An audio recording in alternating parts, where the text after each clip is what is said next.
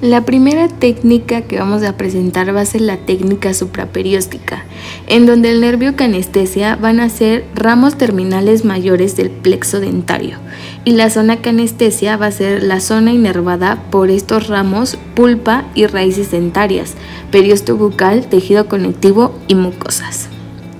El punto de inyección va a ser en el pliegue mucobucal por encima de la región apical de la pieza dentaria que se requiere anestesiar.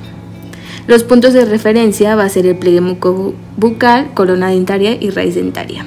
La aguja se recomienda aguja corta de calibre 27 con una aspiración del 1% con el bisel hacia el hueso. Sus indicaciones van a ser exodoncias de temporales anquilosados.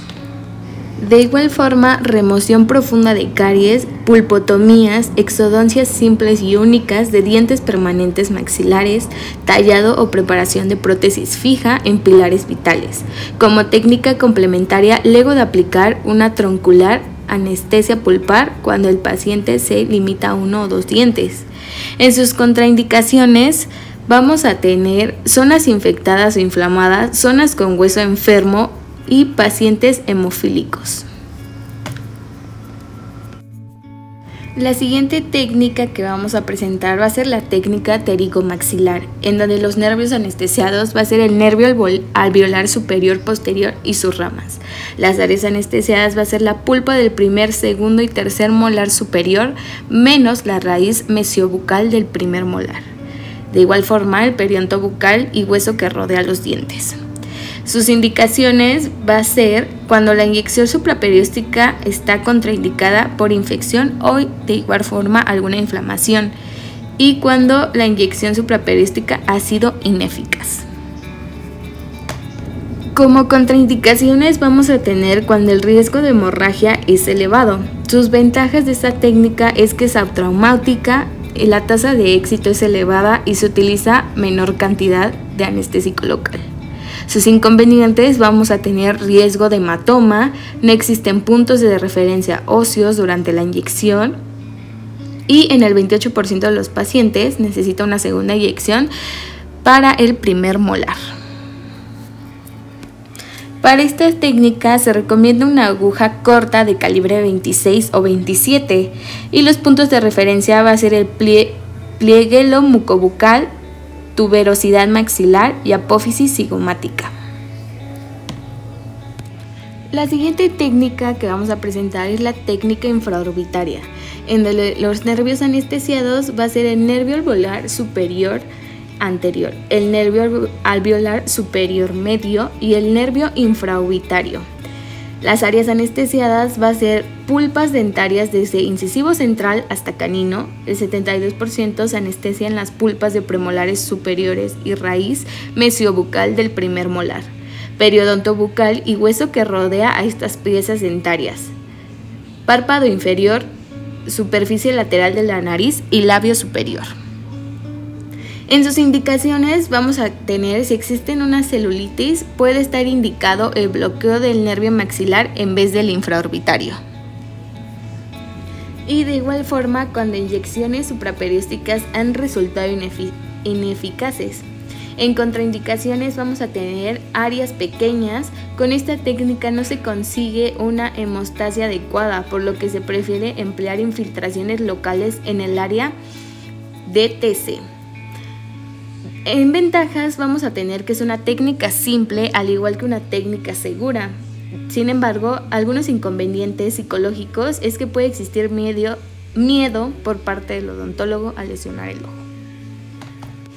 El punto de inyección va a ser a la altura del pliegue mucobucal por encima del primer premolar.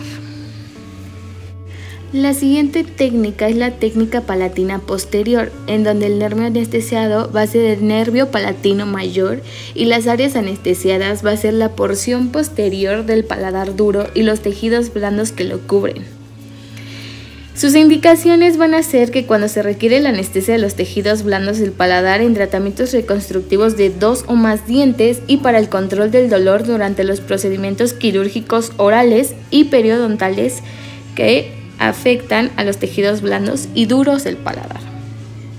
En contraindicaciones vamos a tener inflamación e infección en el punto de inyección, áreas de tratamiento pequeñas, 1 o 2 piezas dentarias. Y en ventajas vamos a tener menor número de inyecciones y menor volumen de solución anestésica, y que es una técnica menos molesta para el paciente. Para esta técnica se recomienda usar una aguja corta de calibre 27 y el punto de inyección es en los tejidos blandos ligeramente por delante del agujero palatino mayor. Los puntos de referencia son el agujero palatino mayor y la unión de la apófisis alveolar maxilar y el hueso palatino. Para localizar el agujero palatino mayor, colocar un hisopo en la unión entre la apófisis alveolar maxilar y el paladar duro. Colocamos el bisel de la aguja, no la punta, con suavidad sobre el tejido blando, previamente blanqueados. Con el bisel apoyado sobre el tejido, presionar la aguja e inyectamos una pequeña cantidad de anestésico. La siguiente técnica es la técnica nasopalatina, donde el nervio anestesiado van a ser ambos nervios nasopalatinos y las áreas anestesiadas va a ser la porción anterior del paladar duro, tejidos blandos y duros, desde medial del primer premolar hasta mesial del primer premolar izquierdo. Sus indicaciones es que cuando se requiera anestesia de tejidos blandos del paladar, en reparativos de 2 o más dientes. Control del dolor durante procedimientos quirúrgicos orales o periodontales. En ventajas vamos a tener que es un menor número de inyecciones y menor volumen de solución anestésica, y de inconvenientes que no se logra un efecto hemostático. Se recomienda usar aguja corta de calibre 27 y la cantidad de anestésico usar 1/4 a 1/2 de cartucho. La siguiente técnica es la técnica regional mandibular, en donde los nervios anestesiados es el nervio alveolar inferior, el nervio incisivo, el nervio mentoniano y el nervio lingual. Las áreas anestesiadas van a ser piezas dentarias mandibulares hasta línea media, cuerpo de la mandíbula, porción inferior de la rama mandibular, mucoperiostio bucal, mucosa ante el primer premolar y molar mandibular, 2/3 anteriores de la lengua y suelo de la cavidad bucal. En indicaciones vamos a tener procedimientos múltiples en piezas dentarias mandibulares en un solo cuadrante, cuando se precisa anestesiar tejidos blandos bucales. En contraindicaciones, infección o inflamación aguda en el área de la inyección, que esto va a ser poco frecuente. Sus ventajas es que con una sola inyección se logra anestesiar un área extensa, y sus inconvenientes, el área anestesiada es extensa, no está indicado para procedimientos localizados y la tasa de fracaso anestésico es alta. Para esta técnica se recomienda utilizar aguja larga. La siguiente técnica es la técnica mentoniana, en donde el nervio anestesiado es el nervio mentoniano. Las áreas anestesiadas es la mucosa bucal anterior al agujero mentoniano y la piel del labio inferior y el mentón.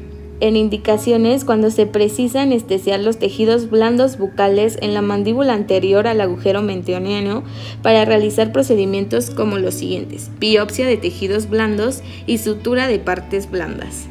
En ventajas es que la tasa de éxito es elevada, es una técnica fácil de ejecutar y es una técnica habitualmente atraumática. Se recomienda utilizar una aguja corta y se va a colocar en el agujero mentoniano. Estas fueron algunas de las técnicas de anestesia más utilizadas en odontología. Muchas gracias por su atención.